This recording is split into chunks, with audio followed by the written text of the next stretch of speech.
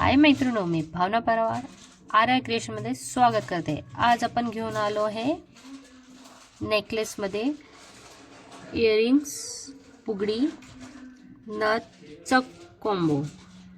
यात बघा किती बारीक डिझाइन दिलेली आहे, मोती आणि गोल्ड मध्ये। हे बघा, अशी बारीक बारीक मोती, व्हाईट आणि गोल्ड। ही छान पैकी ठुशी मिळेल तुम्हाला। याच्यात छोटे छोटे बुगडी आहे या पॅटर्न्स मध्ये।